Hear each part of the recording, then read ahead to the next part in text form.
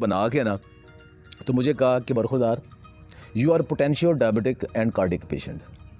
मैंने कहा जाने जी, आप इस एज में, मैं 21-22 साल का बंदा हूँ, आप मुझे कह रहे हैं कि आपने दिल का मरीज़ भी हो जाना है और आपने शुगर का पेशेंट भी बंदा एंजॉय करे। तो मैंने कहा जी ओके, आप क्या एंजॉय करना चाहते हैं, आपकी एज कितनी है? वो कहती है आई एम 26। मैंने आप इंजॉय क्या करते हैं? कि भाई मुझे पिज़्ज़ा और बर्गर बहुत पसंद है।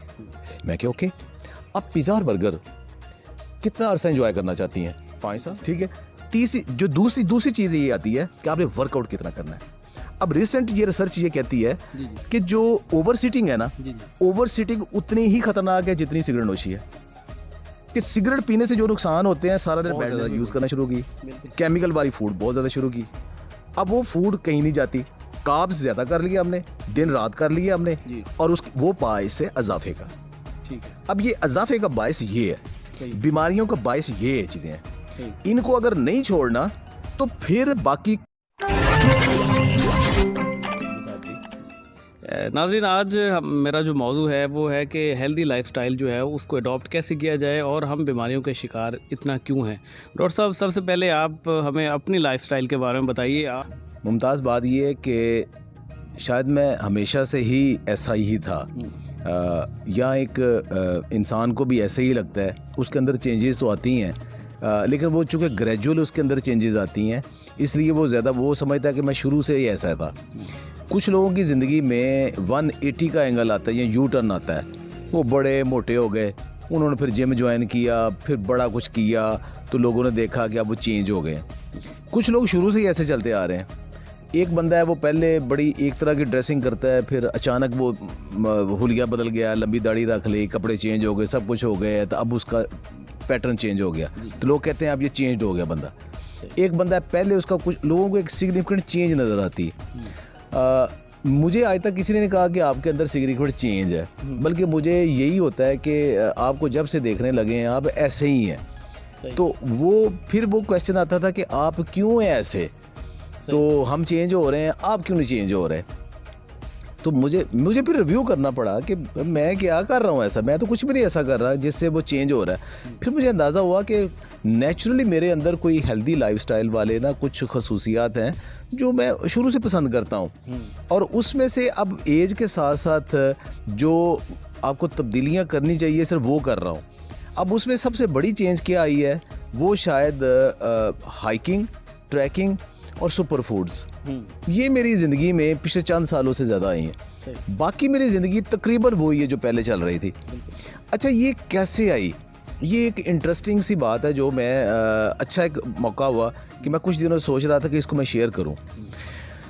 मेरी गालबर 21-22 साल उम्र थी, तो मेडिकल कॉलेज में मेरे एक क्लास फेलो दोस्त है, उनके साथ मेडिकल कॉलेज में गया, तो वहाँ उनके प्रोफेसर साहब थे, बड़े ज़बरदस्त प्रोफेसर थे। उन्होंने कहा जी आज आपको मैं ना, he was basically surgeon, general surgeon थे, प्रोफेसर इकबाल नाम था उनका। तो उन्होंने कहा जी कि आप में से बताएं कि आप में से कितने लोग हैं जिनके जो वालिद है ना वो हार्ट पेशेंट है और शुगर पेशेंट है। सबसे पहले मैंने हाथ खड़ा किया, 2-3 ने और खड़ा किया। अच्छा, मुझे कहते हैं चलो आपको एज ए केस स्टडी हम लेते हैं, आपके वालिद साहब का वेट कितना है? मैंने कहा बताया नहीं, लेकिन ही इज़ दिस वन। उसने कहा अच्छा वो काफ़ी, हाँ हाइट कितनी? मैं मेरे जितनी, लेकिन वो माशाल्लाह खासे वो। अच्छा, उनके बाद पूछा आपकी जो फुफो कितनी? मैंने कहा 3। चाचे कितने? मैं वो कोई भी नहीं है। उन जो आपके वो आंटीज़ हैं उनको भी हार्ट और शुगर, उनको भी। अच्छा, उन्होंने सारा मैप बना के ना तो मुझे कहा कि बरखुरदार you are potential diabetic and cardiac patient.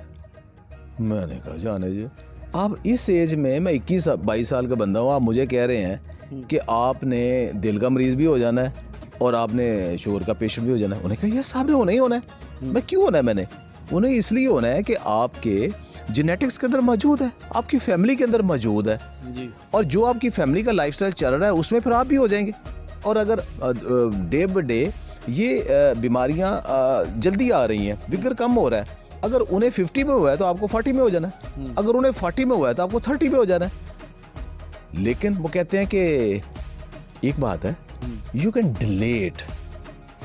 मैंने कहा कैसे? कहते हैं कोई मसला नहीं, आपका कितना वेट है? मैंने कभी वेट नहीं किया था। उन्होंने कहा उसके ऊपर खड़े हो। मैं खड़ा हो गया तो इट वाज लाइक 71 kg। उन्होंने कहा कि आपने अपनी सारी ज़िंदगी इससे वज़न नहीं बढ़ने देना, सही, अपनी वेस्ट इससे बड़ी नहीं होने देनी, स्पोर्ट्स नहीं छोड़नी, यू कैन डिले। और जो तुम्हें खुद ही अंदाज़ा हो जाएगा कौन सी फूड्स हैं जो कि हार्ट और शुगर के लिए बेहतर नहीं है, वो ज़रा कम कर दो। इस बात को मेरे ख्याल 35-36 साल हो गए हैं, मेरा आज भी वही वेट है, मेरी आज भी वही वेस्ट है। सही, तो जो एक बंदे ने यू टर्न लेना होता है ना, जी, वो शायद उसी वक्त मुझे पता चल गया कि ये मैंने करना है, ठीक है, और वो एक लाशौरी तौर पे मेरे लाइफ के अंदर वो फिर चलता आ गया कि मैंने इसको डिले करना है, और मैं उसको डिले ही कर रहा हूँ। बिल्कुल सही बात। अच्छा सर, एक और भी सवाल बड़ा बुनियादी सा है कि लोग जो है अपना वेट उनका बढ़ जाता है, अब आगे शादी आ रही है या कोई ऐसा मौका आ रहा है तो उन्हें लगता है कि बरादरी में मैं जो है बैठने के काबिल नहीं रहूँगा, वो वेट कम करते हैं, जिम ज्वाइन करते हैं, और उसके बाद जो है वो डबल हो के ट्रिपल हो के वापस आते हैं अपनी सेहत में, और फिर वो कहते हैं कि ये शादी इसको लग गई है, या शादी के बाद बंदा हो ही मोटा जाता है। देखें, इस बात को समझा ही नहीं जाता कि लाइफस्टाइल क्या चीज़ है।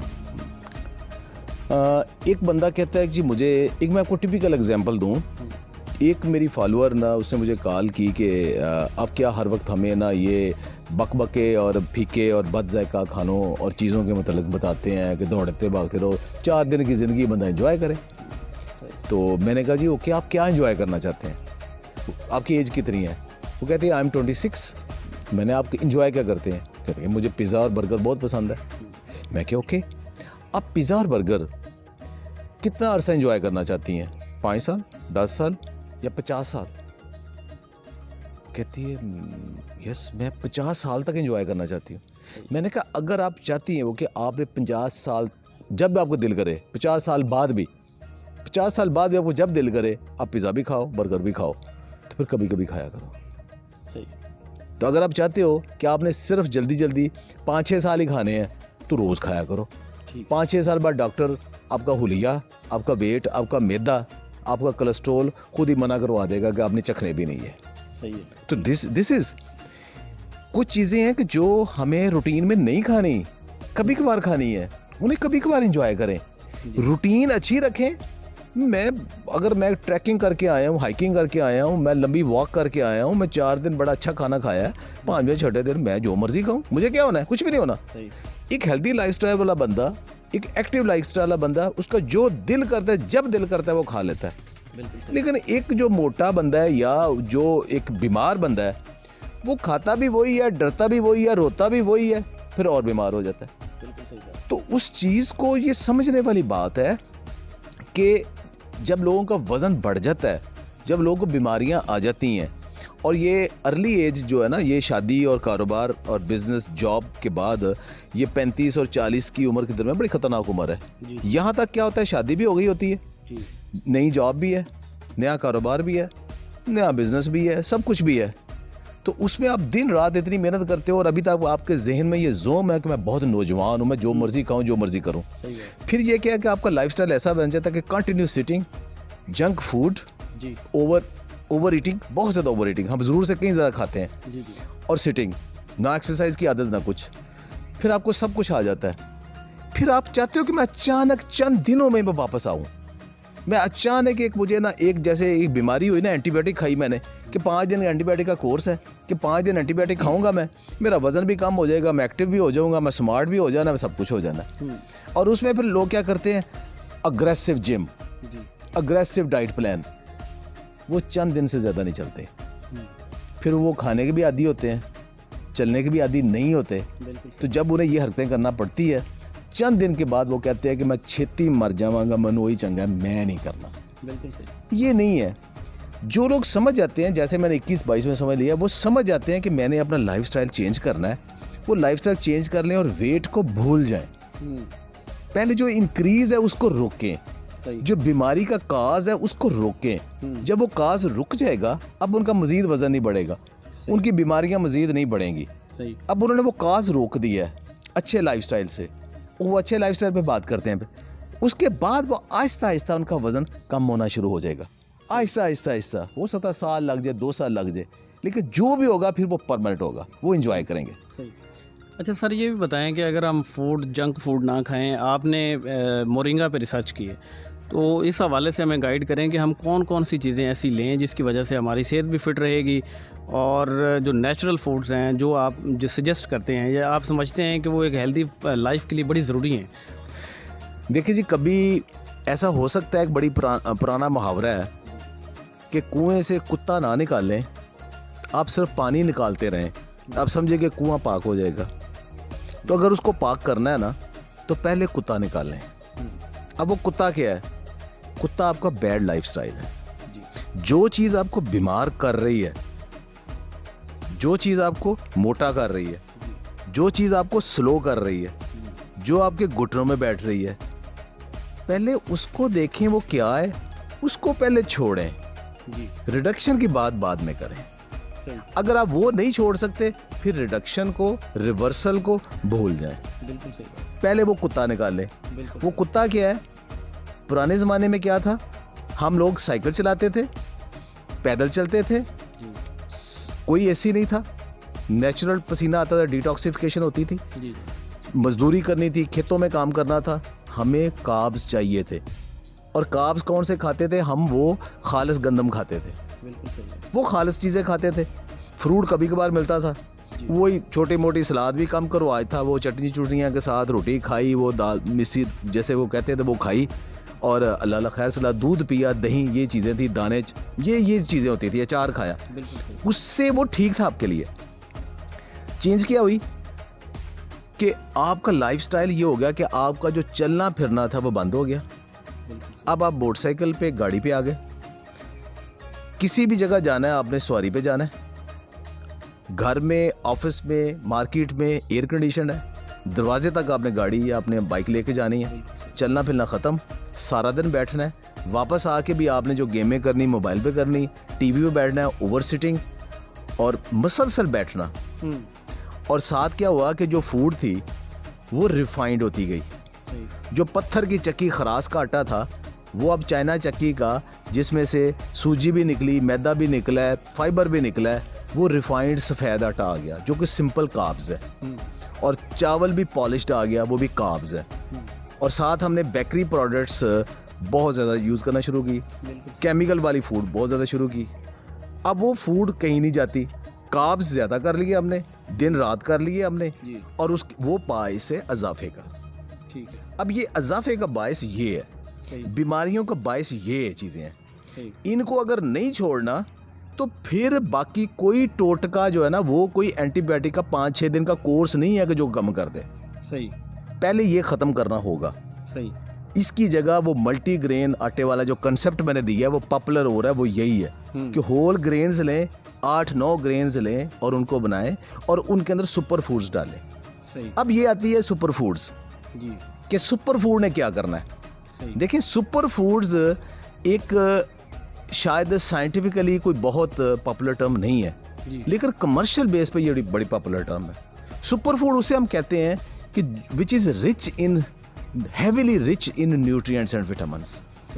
मसलन हमारे ज़हन में आता है ना कि हमने विटामिन ए लेना है तो गाजर खा लें, विटामिन सी लेना है तो हम माल्टा खा लें या नींबू खा लें। हमारे ज़हन में आता है कि हमने पोटाशियम लेना है तो केला खा लें। अगर हमने इकट्ठी एक ही में ले ली तो मुर्गा खा लें, वो सब में ही है।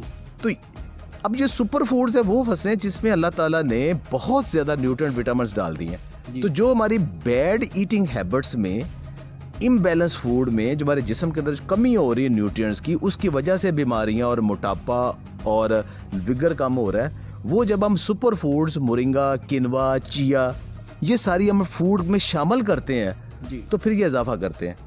अब लोग आप समझ बैठे हैं कि हमने वही रिफाइंड आटा खाना है, हमने वही पूड़ियाँ, नान और बेकरी आइटम्स खानी है, पिज़्ज़ा, बर्गर खाने हैं और मोरिंगा की चाय या एक कैप्सूल खा लेना, ये कोई दवाई है, ये सब कुछ बैलेंस कर देगा। उससे बड़ा स्टूपिड आदमी कोई नहीं जो ये समझे कि मैंने सारा दिन अपनी मर्जी की फजूल डाइट खा के शाम को एक मोरिंगा का चाय कप पी लेना है, ग्रीन टी का कप पी लेना और सारे दिन की मेरी खबासतें जो है ना उसने बैलेंस कर दी। ऐसा कुछ नहीं है, ऐसा कुछ नहीं है। सही।